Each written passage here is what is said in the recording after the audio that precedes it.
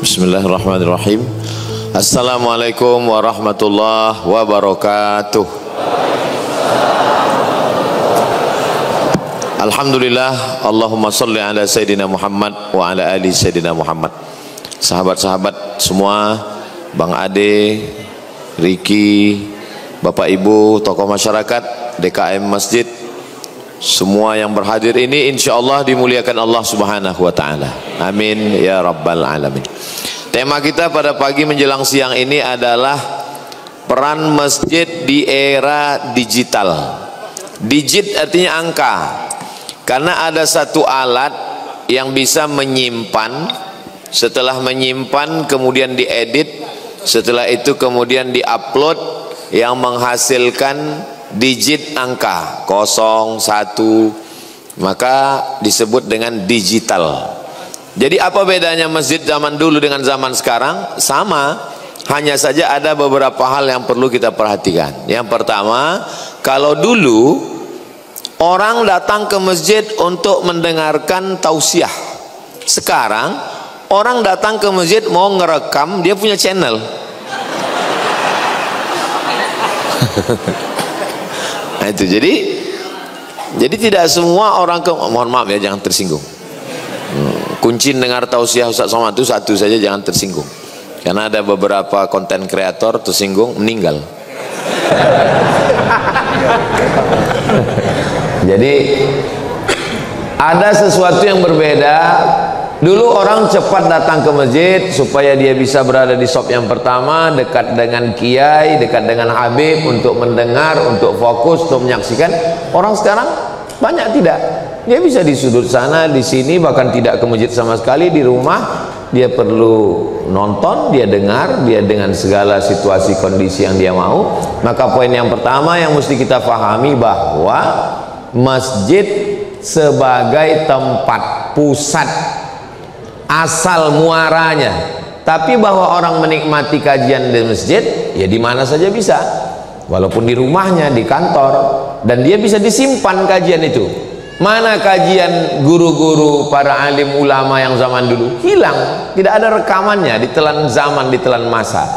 Dari mana muncul ikhtilaf? Mazhab Syafi'i mengatakan Nabi itu baca bismillah jahar, bismillahirrahmanirrahim. Mazhab Hanafi dengan Hambali mengatakan bismillahnya sir, bismillahirrahmanirrahim, alhamdulillahirabbil alamin. Mazhab Maliki mengatakan enggak ada basmalah sama sekali, alhamdulillahirabbil alamin, arrahmanirrahim. Kenapa muncul ikhtilaf itu? Karena enggak ada rekaman. Dari mana munculnya ikhtilaf bunyi bacaan? Karena tidak ada rekaman. Ini sekarang ikhtilaf di antara beberapa guru tahsin tentang bunyi huruf shad, tentang huruf bad. Yang satu mengatakan guru kami lebih fasih tentang huruf badnya dari guru kamu. Yang mendekati Nabi itu guru kami. Kalau guru kamu nggak tahu sanadnya, itu karena nggak ada rekaman bunyi suara. Nah, jadi ketika adanya alat telekomunikasi multimedia, maka masjid sebagai sumber. Tapi bahwa orang datang ke masjid untuk mencari kajian, kajian bisa didapatkan di mana saja. Maka dalam hal ini yang pertama sekali kita mesti pahamkan bahwa dunia ini sekarang serba baru. Dulu berawal dari era kaset. Kiai Haji Zainuddin MZ, dai sejuta umat. Dulu kalau beliau datang ke Medan tahun 90 sampai 95, saya sekolah di Medan. Itu kawan-kawan semua cabut dari sekolah ke lapangan Merdeka untuk menyaksikan beliau turun dari heli untuk tausiah. Ustaz kok tahu? Saya cabut juga. Bagaimana kami mau melihat beliau dari jauh. Jadi begitulah heroiknya. Nah, jadi kemudian dari era kaset berubah kepada era yang disebut dengan YouTube. Lalu kemudian sekarang lebih canggih lagi, lebih pendek, lebih singkat, TikTok. Ke depan ini nggak tahu apa lagi. Mungkin lebih pendek lagi, tinggal top aja. Tiknya pun udah nggak ada lagi. Kita nggak tahu bagaimana keadaan ke depan, tapi kajian tetaplah kajian. Jadi yang ngisi kajian itu masjid-masjid minimal, seminim-minimnya kajian di masjid itu mesti ada 3. Yang pertama akidah, yang kedua adalah fikih, yang ketiga adalah akhlak. Jadi kalau dibuat per hari, hari pertama Senin malam Selasa akidah. Kenapa? Puasa hari Senin, buka bersama, itu suasana religinya, spiritualnya dalam. Karena orang dalam keadaan lapar. Orang kalau lapar perutnya tajam pikirannya, tapi kalau perutnya kenyang kendor urat matanya. Maka bagus hari Senin itu habis buka bersama, makan nggak terlalu banyak, nanti setelah tausiah baru balas dendam. Nah, maka akidah, wujud, qidam, baqa, mukhalafatul hawadisi, qiyamuhu binafsihi, wadaniyah, qudrat, iradat, ilmun, ayat, sama, basar, kalam. Untuk tahun pertama kesulitan pengajar untuk mencari referensi. Saya sarankan referensi akidah ahli sunnah wal jamaah sifat 50 yang ditulis oleh Kiai Haji Muhammad Idrus Romli.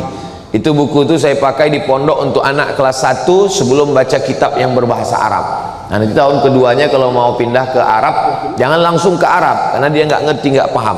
Nah, nanti yang Arabnya baru Aqidatul Awam, Syarah Jarahul Afham, nanti baru selanjutnya pakai kitab. Untuk pertama pakai bahasa Indonesia. Usahakan pengajar itu pakai infocus. Kenapa? Karena saya sendiri sebagai pengajar susah untuk ngajak jamaah itu untuk fokus ke kita. Maka biar supaya jamaah itu terbantu, kita dibantu oleh infocus. In itu artinya di dalam, fokus supaya dia di dalam, nggak ngelihat kemana-mana. Itu nggak ada penjelasan di internet, saya yang buat sendiri. Makanya saya awal-awal pulang dulu tuh saya rajin buat. Ustadz besok datang acaranya jam 8 ya, jam 7.30 saya sudah datang, tapi saya di parkiran. Nah, itu waktu yang kosong tuh saya buat slide, infocus banyak saya simpan. Apa kajian kita? Kajian tentang wujud, tentang qidam, tentang mukhalafatul hawadis. Jadi masjid-masjid ideal. Jadi masjid kita ini memang canggih, sudah ada untuk layar infocus. Ini canggih. Kalau bisa masjid-masjid datang studi banding ke masjid MRKR. Biasa masjid itu kan masjid Al-Ikhlas, masjid At-Taqwa, ini lain ya, masjid MRKR. Enggak apa-apa, pahalanya sama, masih masjid. Bagaimana suasananya tenang. Karena di beberapa masjid itu juga kadang kita ngaji, suara kipasnya itu seperti ngaji di dekat helikopter.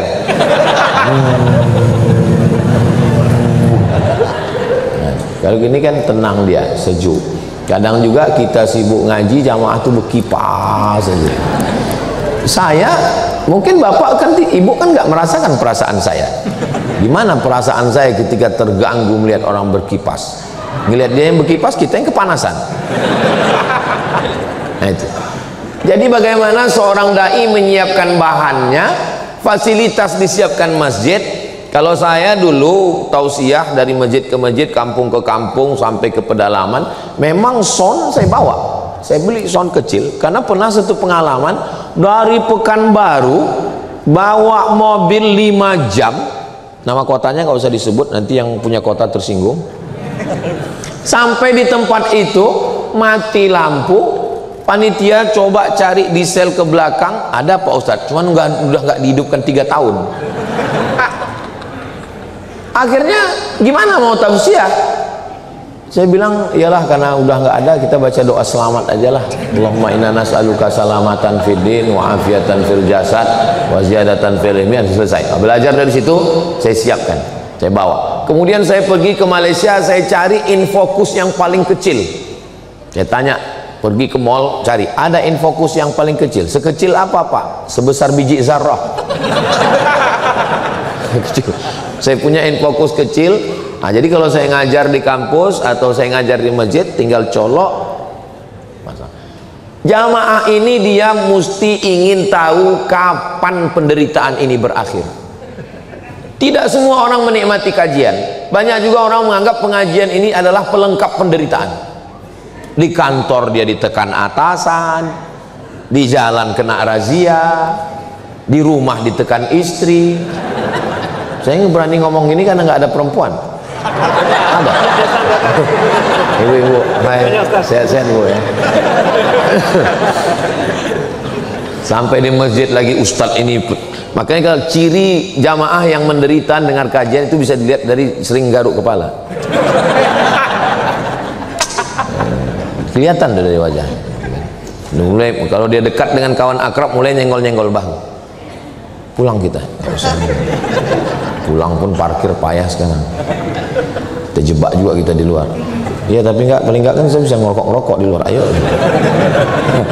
Nah, jadi bagaimana supaya kita ready, siap segala kemungkinan apapun yang terjadi. Mic siap, kemudian infokus siap. Cuman masalahnya kalau mati lampu infokus nggak menyala. Nah, jadi yang sekarang dikatakan orang menyala, bang apa kau menyala? Mati lampu kok. Nah, dulu itu hanya remaja masjid. Kalau di masjid ada remaja masjid. Ngapain remaja masjid? Remaja masjid biasanya buat jadi panitia maulid Nabi, Isra Mi'raj, nuzul Quran, 1 Muharram. Paling keren acara remaja masjid penyelenggaraan jenazah. Prestasi tertinggi jadi mayat. Panitia nggak siap untuk beli boneka untuk mandi kan, akhirnya cari yang paling malas sholat, nah itu jadikan mandi. Pas dimandikan dicucuk hidungnya senyum, akhirnya dipoto sama kawannya, diupload di FB, mayat kok senyum. Sekarang anak-anak muda dikumpulkan di masjid buat acara apa namanya, pelatihan digital. Bagaimana remaja masjid punya channel, bisa syuting, editing, uploading. Dia yang syuting, setelah itu editing, setelah itu uploading. Saya selalu tantang anak-anak remaja masjid, kalian buat channel, kalau ada 20 video yang kalian upload, langsung saya akan endorse. Anda ingin kajian yang berkualitas, tonton channel MRKR. Jangan lupa subscribe, like, share, and comment. Inilah channel yang paling hebat. Channelnya belum ada, endorse-nya udah duluan.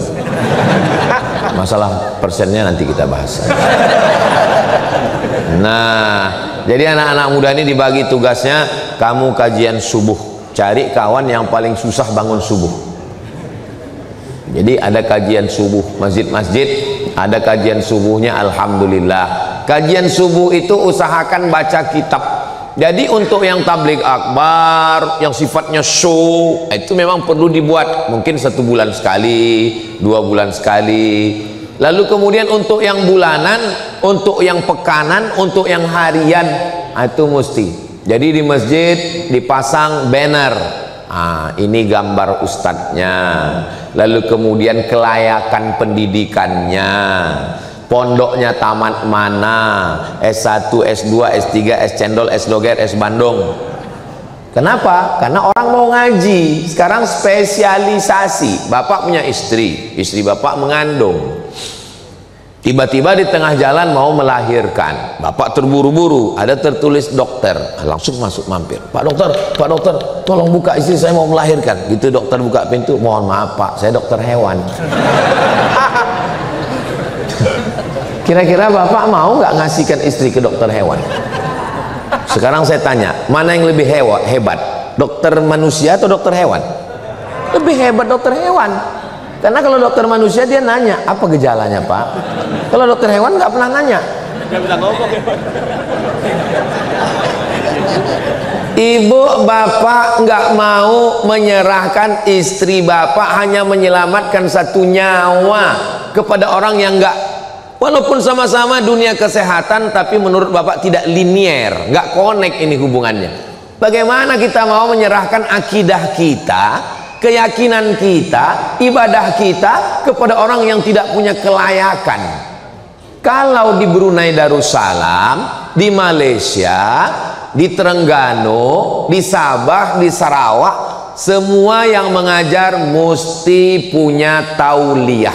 Tauliyah itu adalah sertifikat yang dikeluarkan oleh sultan Sultan menitahkan kepada mufti, mufti memberikannya. Seperti yang kemarin baru diupload beberapa hari yang lalu, mufti kerajaan Perak atas nama sultan memberikan tauliyah bebas berceramah seumur hidup kepada salah seorang ustadz dari Indonesia, namanya Ustadz Abdul Somad. Maksud saya yang belum follow Instagram saya, follow lah biar tahu. Siapa yang ceramah nggak punya tauliyah, maka polisi diperintahkan tangkap. Sekarang di tempat kita nggak begitu, asal mau pakai baju koko, pakai jenggot sedikit, ceramah. Maaf jangan tersinggung. Nggak bisa begitu. Makanya kemarin waktu Komisi 8 me-WA saya, Ustaz Somad, kami sedang bersama dengan Kemenak ini sidang, apa kira-kira masukan dari Ustadz? Masukan dari saya, buat penceramah pakai SIM, sama seperti SIM supir, driver, ada yang ban 2, ban 4, ban 6, ban 8. SIM A boleh ceramah, boleh solawat, boleh tanya jawab. SIM B ceramah saja, jangan tanya jawab. Jadi kalau dia ditanya jamaah, Ustadz apa hukum ini? Maaf, saya SIM B. Yang SIM C itu hanya maulid solawat saja. Sallallahu ala Muhammad marhaba, sallallahu alaihi wasallam marhaba. Datang protokol, berikut ini mari kita dengarkan tausiah. Maaf, SIM C. Karena kalau orang salah ngomong, salah bicara, itu yang menderita jamaahnya. Ustadz ngomong begitu mentang-mentang Ustadz SIM C, saya belum punya SIM. Karena memang di negara kita bebas, siapapun mau ngomong silakan, mau sekuler, mau liberal, mau syiah, mau khawarij, mau murjiah, mau ateis, mau apapun namanya. Nggak bisa begitu. Yang jadi korban ini masyarakat. Akhirnya semua orang bisa ngomong, dari mulai ustadz manusia sampai ustadz semut.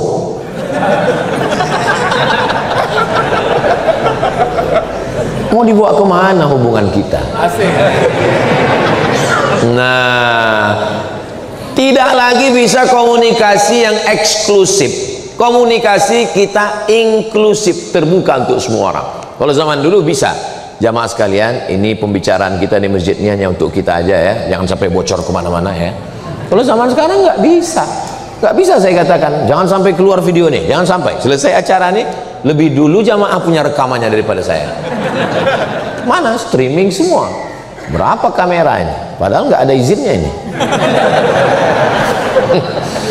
Nah, oleh sebab itu maka komunikasi kita mesti terbuka. Abdul Somad tidak bisa difitnah ngomong macam-macam. Kenapa? Karena kalau ada yang motong video pendek di Instagram, di TikTok, dia potong 1 menit, dia combine dengan video yang lain, dia kasih bumbu-bumbu fitnah, maka kalau saya ditangkap, saya akan bisa, nauzubillah ya, saya akan klarifikasi, ini video saya dipotong Pak Polisi. Kalau mau tonton video lengkapnya, Bapak dari Polisi Republik Indonesia, tonton video lengkap di channel Ustadz Abdul Somad Official, subscribe, like, share, and comment. Jadi semua rekaman fullnya mesti ada, fasilitas, keilmuan. Pendidikan kita di Indonesia ini, pendidikan Islam sangat maju. Ada pondok pesantren yang khusus baca kitab kuning saja dan spesialis hadis saja. Kitab kuning itu ada yang fikih. Kenapa disebut kitab kuning Pak Ustadz? Karena kertasnya dari kertas ubi, warnanya kuning. Begitu kitabnya dicetak di Lebanon sampai ke Mesir, bukunya putih. Loh, kok di Mesir nggak ada kitab kuning ya? Itu kitab kuning istilah. Kalau bahasa Arabnya namanya kutubut turas, buku-buku klasik. Contoh buku klasik, kita kalau baca Sahih Al-Bukhari, Imam Bukhari itu meninggal tahun 256. Sekarang tahun 1446. 1446. Mau ingat 2025 aja. Artinya buku ini sudah 1200 tahun, 12 abad yang lalu buku ini, sangat tua. Buku klasik. Ada lagi buku yang lebih tua, ada. Ditulis oleh Imam Malik bin Anas. Imam Malik bin Anas itu meninggalnya tahun 179. Berarti buku ini sudah lebih 13 abad. Sangat tua kitab-kitab. Itu ada sampai sekarang, dibaca oleh orang. Saya kebetulan kuliah di UKM, University Kebangsaan Malaysia. Di sana bahasa pengantarnya bahasa Melayu. Bahasa Melayu, bukan yang lari. Melayu. Sampean melaku apa Melayu? Nah, lalu kemudian semua pelajar asing wajib ngambil 4 SKS, 2 SKS semester 1, 2 SKS semester 2 bahasa Melayu. Lalu saya dalam hati, ngapain kita belajar bahasa Melayu? Saya kan orang Melayu, saya orang Sumatera, dari Riau, kami bahasa Melayu. Dalam hati saya, bukalah darahku, golongan Melayu. Ternyata dosennya datang, namanya Cik Rusdi, datang membawa manuskrip. Manuskrip itu tulisan klasik 100 tahun yang lalu. Penuntut-penuntut, pelajar-pelajar, mahasiswa sekalian, ini yang saya bawa ini adalah manuskrip yang umurnya 100 tahun. Tolong baca. Begitu kami baca, banyak sekali kosakata yang kami nggak ngerti, padahal dia bahasa Melayu, karena tidak dipakai dalam pembicaraan sehari-hari. Apalagi bahasa Arab yang umurnya 1200 tahun. Dan kitab-kitab itu masih dipelajari di Indonesia. Pondok pesantren yang didirikan Mbah Hasyim Asy'ari di Tebu Ireng, yang disebut dengan Pondok Pesantren Tebu Ireng, karena dulu pondok pesantren itu nggak ada pakai nama kayak sekarang Pondok Al-Ikhlas, Pondok Al-Mukhlisin, enggak. Pondok mana? Pondok Mbah Hasyim Tebu Ireng. Pondok mana? Pondok Mbah Wahab Asbullah. Pondok mana? Pondok Lirboyo. Pondok mana? Pondok Ploso. Itu masih sampai hari ini membaca kitab-kitab Sahih Bukhari ini khataman. Dari mulai awal sampai akhir, nanti gurunya mengijazahkan, sehingga tidak akan mungkin terjadi kekeliruan. Kamu dapat dari mana? Dari guru saya. Guru kamu dari mana? Dari guru saya. Sampai kepada siapa? Pada Imam Bukhari. Imam Bukhari kan tidak sezaman dengan Nabi. Iya, 300 tahun.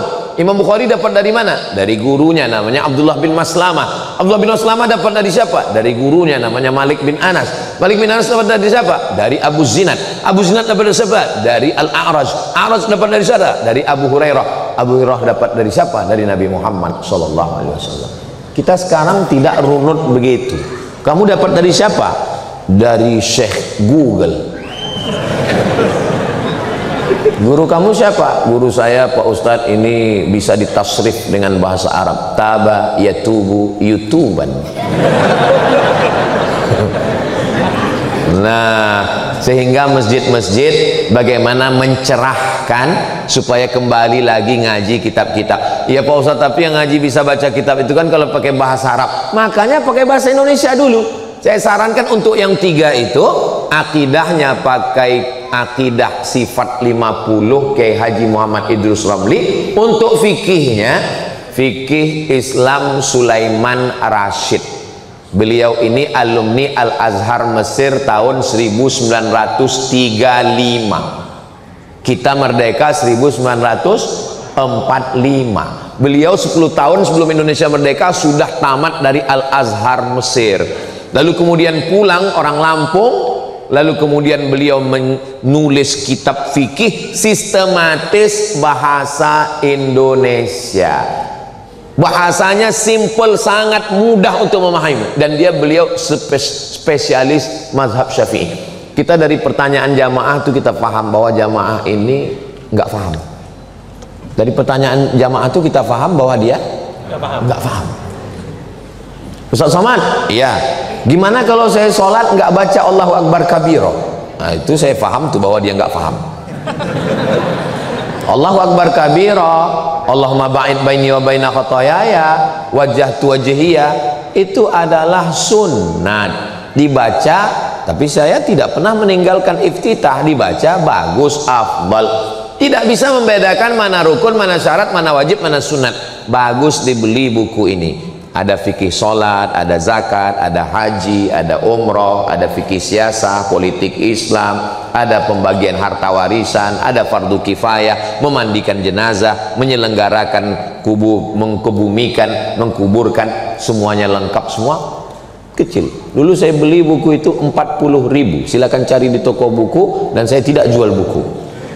Jangan Ustaz Somad ini ada hubungan ini. Sampai sekarang belum lagi, nggak tahu ke depan. Lalu kemudian tentang akhlak. Akhlak ini bagaimana tawaduk, rendah hati, menjaga supaya jangan sampai riya, sum'ah, takbur, hasad, dengki, busuk hati. Bagaimana menjaga hati. Alhamdulillah Pak Ustadz, di masjid kami sudah ada kajian. Apa nama kajiannya? Manajemen kalbu. Kalbu itu artinya anjing. Yang betul itu qalbu, pakai qalbu. Bahasa Arab itu ada huruf kaf, ada huruf qaf. Salah nyebut, salah bunyi, salah makna. Kul huwallahu ahad, pakai kaf. Kul artinya makanlah. Kul huwallahu ahad, makanlah Allah itu. Yang betul itu pakai qaf. Maka tahsin Al-Quran. Di Ma'had Az-Zahra, ibu-ibu sore Jumat pengajian. Jumatnya dibagi 4. Jumat yang pertama akidah, Jumat yang kedua fiqih, Jumat yang ketiga akhlak, Jumat yang keempat tahsin. Ihdinas siratal mustaqim. Supaya apa? Lurus. Jangan sampai salah membaca. Rubbatalil Quran wal Quranu yal'anuh. Berapa banyak orang baca Quran dilaknat Quran. Kenapa dilaknat Quran? Salah baca Quran. Alhamdulillah Pak Ustaz, saya nggak pernah salah baca Quran. Kenapa? Karena saya nggak pernah baca Quran. Lebih baik pernah salah karena baca daripada nggak pernah salah karena nggak pernah baca. Boleh untuk update status yang ini. Jadi ini penting. Kalau untuk akhlak, buku apa yang Ustadz sarankan? Saya sarankan buku tasawuf modern Buya Hamka. Karena itu beliau tulis ketika dalam kesulitan hidup di dalam penjara. Buku itu bukan ditulis di hotel mewah dengan suasana yang tenang, nyaman, adem, ayem, tentram, merem. Tapi ditulis orang dalam kesusahan. Orang semakin susah hidupnya, semakin dekat munajatnya kepada Allah. Kenapa syair-syair itu lahir begitu indah? Karena syair lahir dari hati yang hancur, remuk, redam. Makanya orang yang patah hati syairnya pasti bagus. Kenapa syair yang ditulis oleh Kais itu begitu dalam? Karena dia tidak jadi nikah dengan Laila. Ketika orang bertanya dengan Kais, Kais, seandainya kau disuruh pilih menikah dengan Laila atau dunia beserta isinya, apa kata Kais? La ghubaru ni'aliha ahabbu ilayya wa asfa li balwa. Debu yang menempel di sendal Laila lebih ku cinta daripada dunia beserta isinya. Kenapa dia ngomong gitu? Ya karena nggak jadi nikah. Coba kalau jadi nikah, ngamuk tiap hari. Jadi sampai mana tadi? Ini digital, tolong jangan mengacaukan pikiran saya.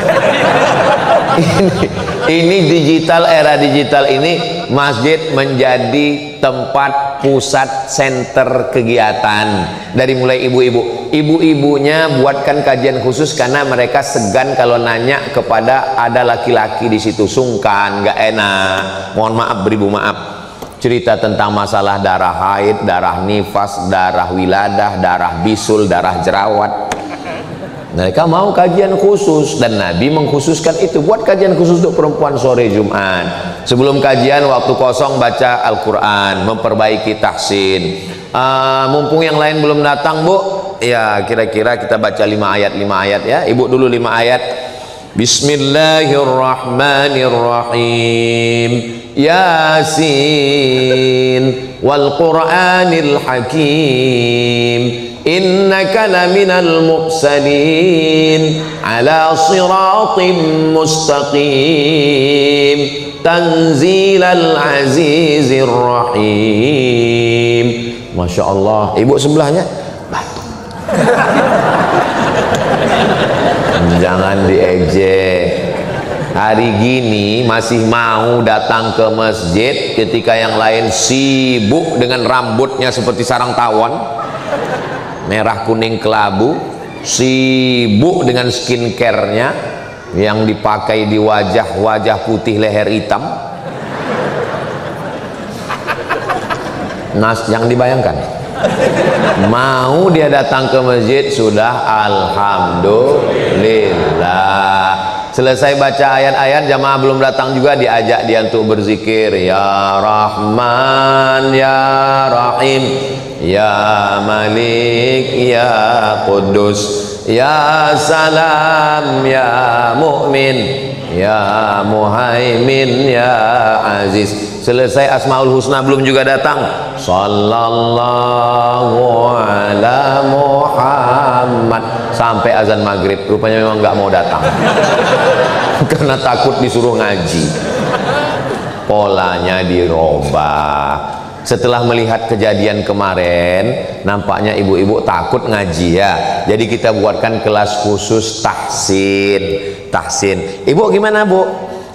Kalau boleh nanya ya, beberapa ibu ini hafalannya sudah berapa? Saya sudah 5 Pak Ustadz. 5 juz? Enggak, Iqra 5. Mau ngaji. Belajar dalam Islam itu minal mahdi ilal lahdi, dari buayan ayunan sampai ke liang lahat. Enggak ada batasan dalam Islam. S1 22, S2 23, 25, S1 22, S2 25, S3 27. Itu metode barat. Dalam Islam tidak ada batasan ilmu. Dalam Islam menuntut ilmu itu utlubil ilma, bukan hadis Nabi, kata-kata hikmah. Utlubil ilma minal mahdi ilal lahdi, dari buayan hingga ke liang lahat. Nabi jadi nabi umur 40 tahun. Abu Bakar Siddiq masuk Islam ketika Nabi dapat wahyu, langsung dia masuk Islam. Laki-laki yang pertama masuk Islam Abu Bakar, yang dewasa. Kalau yang anak-anak, Ali bin Abi Thalib. Jarak umur antara Nabi dengan Abu Bakar adalah 2 tahun. Nabi lebih tua. Nabi dapat wahyu umur 40, dan saat itu Abu Bakar masuk Islam. Pertanyaannya, berapakah umur Abu Bakar belajar Islam? Memang jam-jam segini susah mikir ya. 38 tahun.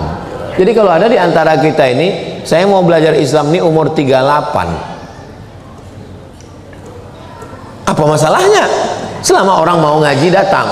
Saya Pak Ustadz kalau ngaji di depan orang banyak malu saya Pak Ustadz. Saya ini kan direktur di perusahaan, hilanglah harga diri saya. Berapa harga kau rupanya?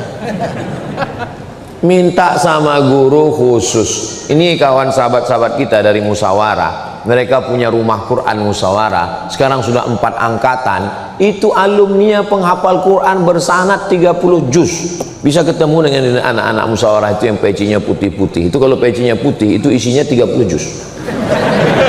Kalau yang merah begini, ini juz 30. Minta privat sama mereka. Adik, tolong adik nanti datang ke kantor saya ngaji, saya mau belajar privat. Oke, I'm coming. Mereka datang, kita ngaji. Pulang ke rumah, istri bapak tersenyum. Papa yang udah belajar ngaji, loh kok kamu tahu? Rupanya dia ngintip dari CCTV. Senangnya hati istri melihat suami sudah mulai ngaji. Betul Bu? Ya. Nggak mungkin bohong mereka dalam masjid.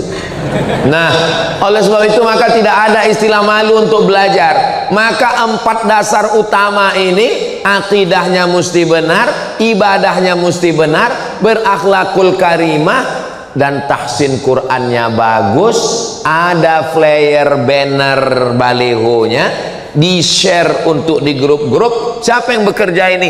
Tim media remaja masjid. Jadi remaja masjid itu diberdayakan. Saya minta kepada sahabat-sahabat dari Musyawarah, buatkan pelatihan tim digital multimedia untuk remaja-remaja masjid. Kira-kira bisa? Insya Allah bisa. Insya Allah kata mereka. Mereka ini kalau insya Allah jadi, beda sama yang lain. Kalau insya Allah tuh artinya nggak mau tuh. Kalau mereka buat, dulu tuh saya tanya, bisa kita buat rumah Quran? Bisa Ustaz. Bisa kita bagi beras? Bisa Ustaz. Ini bisa RE-nya dilelang? Nanti Ustaz. Jadi ini dasar yang paling utama. Jadi jangan euforia bangga dulu. Alhamdulillah masjid kami kemarin Pak Ustadz sudah tablik akbar, manusia sejauh mata memandang. Terus habis itu kosong. Mesti ada yang berkesinambungan. Ini yang basic, yang mendasar. Kita kalau lewat di depan toko roti, langsung bunyi handphone, ting ting ting ting. Lihat, hai Abdul Somad. Dia nggak tahu saya Ustadz. Hari ini roti lagi promo loh, mampir ke kita dong. Dari mana dia tahu saya lewat di depan? Saya lama rasanya mau saya datangi toko roti. Kok nggak tahu aku nih Ustadz? Dia tahu nomor saya, dia WA saya, dia ajak saya mampir, dia kasih tahu promo. Nah sekarang kita sebagai pengurus masjid, pernahkah kita memanjakan jamaah seperti itu? Pernahkah kita WA setiap jamaah itu kita tanya, hai jamaah, datang sholat subuh ya, malaikat maut udah dekat.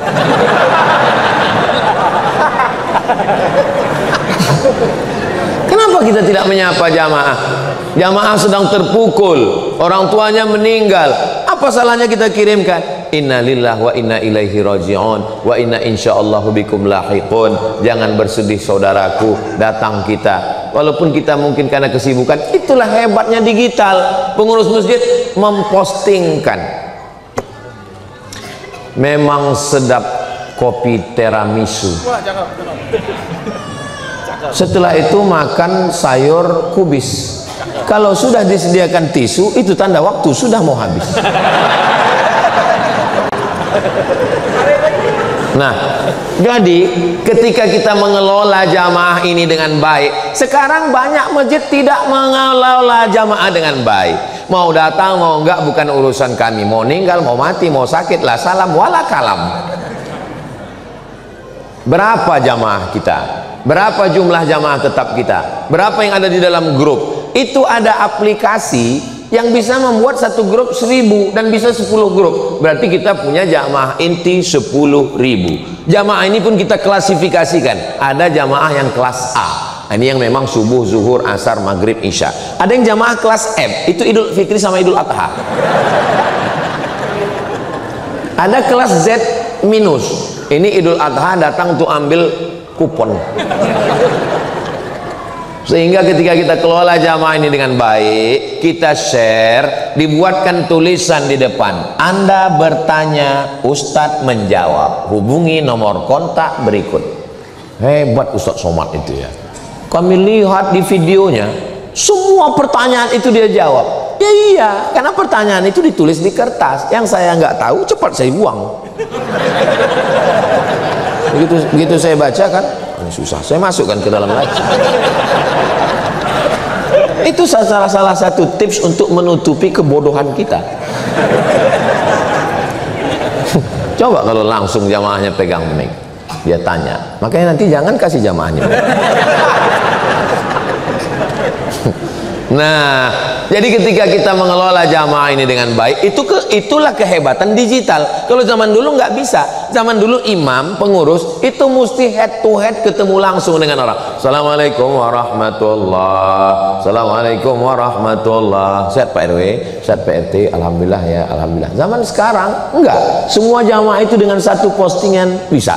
Bulan ini remaja masjid ini kita kelola dengan baik. Untuk bulan ini kamu yang call ya, tahajud call. Oke. Jam 3 malam tahajud call. Kamu 100 orang, kamu 100 orang. Assalamualaikum, tahajud Bapak. Gimana sudah? Alhamdulillah saya sudah call semua. Habis itu saya tidur. Yang jadi petugas tahajud juga. Atamuruna nasa bil birri wa tansawna anfusakum wa antum tatlunal kitab. apakah kamu lupa kamu nyuruh orang buat baik, sementara kamu sendiri sudah baca Quran tapi kamu tidak berbuat baik. Disitulah baru nampak sinergitas, bekerja sama. Dalam dakwah ini nggak bisa one man show. Saya ketua, saya ngurus. Mohon maaf ya ketua, jangan terus. Nggak bisa. Saya ini ketua masjid, biar kurus-kurus begini ketua masjid. Nggak bisa, kita mesti bekerja sama. Karena kalau tidak bekerja sama, Nabi Muhammad SAW itu membina umat ini nggak sendirian. Dia didampingi orang tua yang bijaksana, Abu Bakar Siddiq. Anak muda yang bertenaga, Umar bin Khattab. Anak muda yang cerdas, Ali bin Abi Thalib. Anak muda yang kaya, Utsman bin Affan. Anak muda yang kuat hafalan hadisnya, Abu Hurairah. Anak muda yang hebat bahasa asingnya, Zaid bin Sabit. Anak muda yang bagus suaranya, Bilal bin Rabah. Perempuan yang banyak hartanya, Khadijah. Perempuan yang cerdas setengah agama ini diambil dari akalnya, Humairah Sayyidatuna Aisyah. Perempuan yang banyak tenaga, kuat membawakan makanan naik ke atas, Asma. Jadi sekarang kita di masjid, posisikan kita mau masuk kemana? The right man on the right place. Saya ini Pak Ustadz tenaga kurang, tapi nafsu kuat. Enggak masuk. Saya ini Pak Ustadz, akal saya insya Allah, cuman saya kurang kuat tenaga, akal insya Allah. Berarti kamu Sayyidina Ali. Saya ini Pak Ustadz kebetulan di sastra Inggris, jadi semua ceramah-ceramah Ustadz Somad itu nanti akan saya buatkan bilingual. Saya akan buatkan translate-nya bahasa Inggris. Bagus. Kamu translate sendiri? Enggak, pakai Google juga Pak. Bagus. Kamu? Saya Pak Ustadz untuk bahasa memang kurang, tenaga juga kurang, tapi duit ada Pak Ustadz. Banyak, ya cukuplah untuk 7 turunan. Ini donatur inti. Ini masukkan kelas A. Bagus, dibuatkan situ nama Bapak Anu yang paling sering dihubungi telepon. Bagus. Saya Pak, kamu? Saya Pak Ustadz tenaga juga nggak ada, otak pun juga ya pas-pasan. Bahasa asing pun nggak bisa, duit apalagi. Nah, terus kamu di kota Abu Lahab.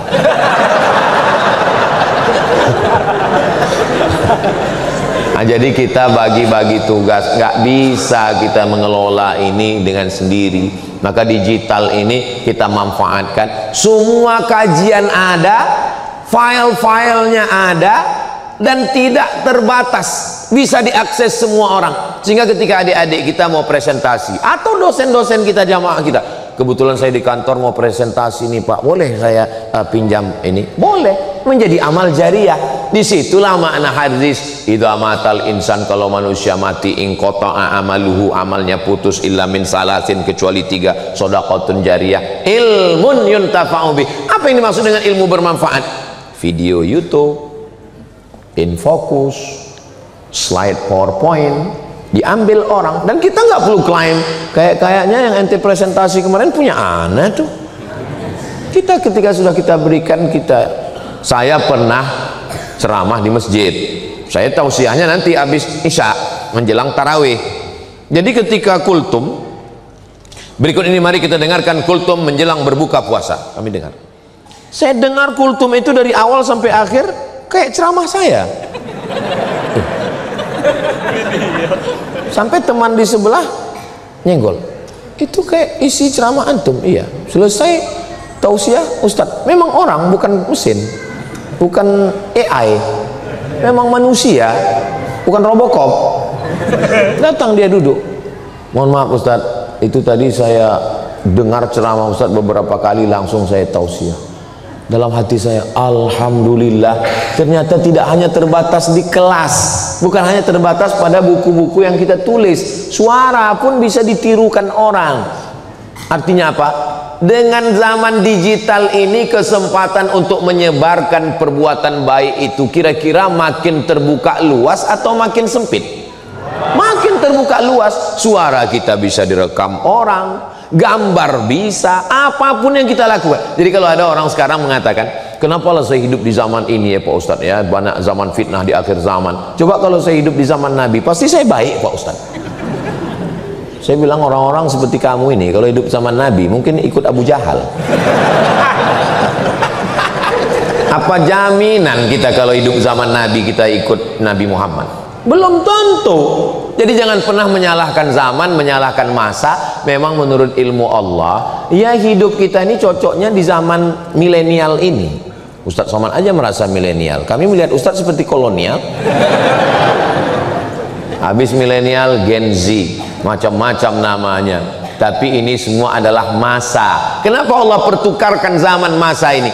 Wa tilkal ayyamu nudawiluha bainan nas. Demikianlah zaman masa itu kami pertukarkan, kami pergantian untuk apa? Liya'lamallahu alladzina amanu, untuk melihat siapa yang bisa mempertahankan imannya, wa yattakhidha minkum syuhada, untuk melihat siapa di antara kita yang syuhada, matinya sebagai syahid, iskariman hidup mulia, au mut syahidan, atau matinya mati syahid. Kalau mau membayangkan gimana sebelum ada digitalisasi. Allahu Akbar. Apa kata makmum di belakang? Mubaligh namanya. Mubaligh menyampaikan suara. Allahu Akbar. Mubalighnya itu sampai 10 ke belakang. Allahu Akbar. Terus sampai ke belakang. Kenapa? Karena masjidnya panjang, suaranya nggak nyampai. Sekarang di masjid kita nggak ada lagi tuh mubaligh. Kenapa? Karena sudah ada sound system, mikrofon, suaranya menggelegar. Kalau Bapak Ibu nanti pergi ke Medan, Sumatera Utara, sholat di Masjid Raya Al-Masun, Masjid Sultan Delhi, itu hari Jumat muazzinnya 7 orang. Kenapa sampai 7 orang? Karena suara mau kuat. Allahu Akbar, Allahu Akbar. Subuh, kenapa menaranya tinggi? Karena muazin naik ke atas mengumandangkan azan. Zaman sekarang nggak ada lagi suara tarhim, assalatu wassalamu alaik, jam 2, jam 3 malam suara tarhim, takbir. Begitu kita masuk ke dalam masjid, orang sudah nggak ada, flash disk. Makanya banyak nanti flash disk masuk surga, orangnya masuk neraka. Nauzubillah. Jadi zaman digital itu ada positif, ada negatifnya. Dulu saya kalau mau belajar bahasa Arab, nunggu jamaah haji pulang bawa koran bungkus korma. Orang semua minta korma, minta air zam-zam. Saya nanya, mana bungkus kormanya? Untuk belajar nulis bahasa Arab. Sekarang koran yang keluar hari ini di Kairo, kita lebih dulu baca daripada orang Kairo. Kenapa? Karena Kairo jam 6 pagi, kita sudah jam 9. Kita lebih dulu daripada Kairo. Kita lebih dulu baca koran Mesir daripada orang Mesir. Dulu kalau mau dengar suara khutbah, latihan maharatus sima'ah, listening. Bagaimana mendengar orang Arab ngomong. Pertama-pertama latihan mendengar orang Arab ngomong, titip kaset pidato khutbah Masjidil Arab. Pulang jamaah haji didengarkan. Begitu dimasukkan ke tape recorder, seperti orang kumur-kumur. Shadaqallahul azim. Gimana caranya biar supaya syekh ini suaranya pelan? Alhamdulillah ada salah satu dosen UIN, pakar bahasa Arab, lulusan dari University Cairo University. Namanya Bapak Akrom Malibari almarhum. Dia ajari saya, Abdul Somad, kamu mau supaya suara di tape recorder ini yang cepat ini jadi pelan? Gimana caranya? Beli baterai yang udah mau habis. Masukkan ke Walkman, waktu masih Walkman, masukkan. Betul, begitu dipasang pelan. Assalamualaikum warahmatullahi. Padahal sebelumnya cepat sekali. Assalamualaikum warahmatullahi wabarakatuh. Fi hadhihi al-munasabati as-sa'idati natakallam an al-qadaya al-falastiniyah. Inna 'amaliyat as-salam fi syarq al-awsat lan tatahaqqaq illa bi inshihab al-israiliyyin min al-ardh al-muqaddasah. Enggak jelas kita mendengarnya. Sekarang khutbah Idul Fitri, Idul Adha, khutbah Jumat di Masjid Nabawi, Masjidil Haram live. Jadi kalau ada orang sekarang mengatakan susah sekali belajar bahasa Arab, apa? Kami dulu pontang-panting mau belajar bahasa Arab. Makanya banyak sekali anak-anak Indonesia, ada itu yang channel khusus YouTube, bisa bahasa Rusia, bisa bahasa Prancis, bisa bahasa Inggris. Dari mana belajarnya? Dari YouTube. Maka digital ini semakin membuat orang cerdas, semakin orang bisa dengar kajian, semakin buat orang bisa berilmu, semakin cepat masuk surga, tapi juga neraka cepat. Maka kalau kita baik, kita cerdas, dan masjid itulah tempat berkumpulnya semua. Menyebarkan undangan zaman dulu mesti datang ke rumah-rumah. Assalamualaikum Bapak, besok hadiri. Saya masih ingat ketika saya SD, itu keliling kota mobil. Kaum muslimin dan muslimat, nanti malam datang ke lapangan di samping stasiun kereta api. Nanti malam akan ada Maulid Nabi Muhammad, yang membaca Quran adalah Abdul Somad. Waktu itu saya SD. Jadi saya ini dari SD udah viral.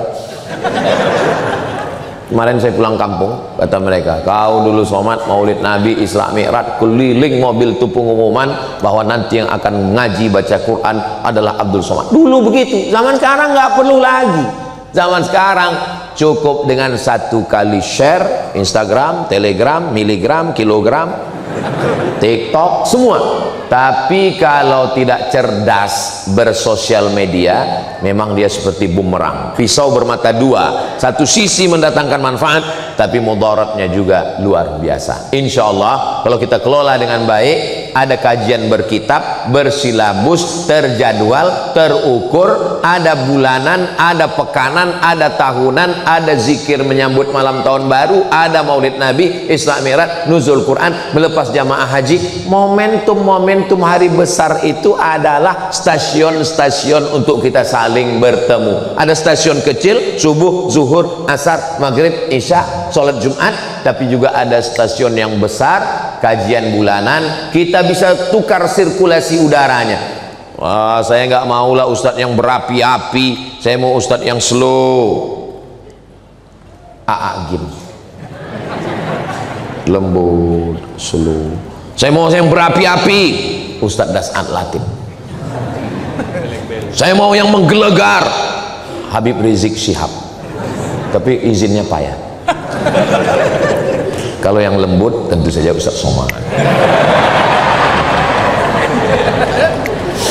Nah, jadi kita banyak pilihan sekarang, kemudahan. Begitu juga dengan apa yang disebut dengan finance, keuangan. Zaman dulu kotak berjalan.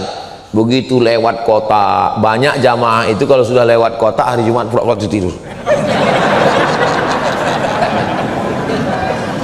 Dia sangka kotaknya satu. Dia nggak tahu di situ ada yang lewat. Pertama baru kotak yatim, habis itu kotak pembangunan, kotak infak, kotak sodako, kotak duafa. Yang sakit jantung naik langsung. Sekarang khotib tidak lagi terganggu dengan pawai ta'aruf ini. Karnaval ini nggak terganggu. Kenapa? Karena di pintu masjid sudah bertambah. Yang dulu Allahumma ftahli abwaba rahmatik, sekarang sudah bertambah langsung Allahumma ftahli abwaba rahmatik, langsung keluar handphone, scan apa namanya? QRIS. Nah, saya pura-pura nanya aja. Saya mau tahu orang ini tahu nggak QRIS. Nah, alhamdulillah. Aku tadi ku tengok kau setiap masuk masjid begini, kau scan? Enggak, ku foto aja.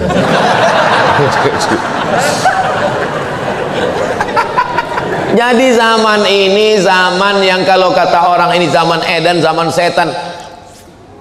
Ibu-ibu yang sebaya-sebaya dengan saya, bapak-bapak yang kira-kira umur ya sekitar 27-28 lah. Sekarang kita mengajak berpikir. Zaman saya dulu, seingat saya di kampung saya, di kota saya, nggak ada tuh yang namanya TK Quran, rumah tahfiz tuh nggak ada.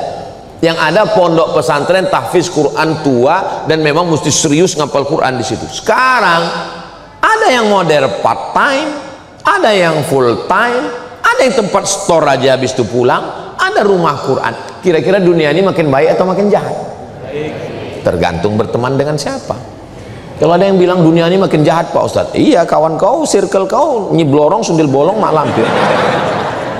Tapi kalau kawan-kawan kita adalah circle yang baik-baik, mau ngapal Quran mudah, mau belajar bahasa Arab mudah, mau baca kitab. Dulu baca kitab itu 1 tahun, 2 tahun, 7 tahun. Sekarang hanya dengan 8 bulan melalui metode Al-Miftah, melalui metode manhaji, melalui berbagai macam metode, guru-gurunya online. Tapi memang ada plus minus kekurangan.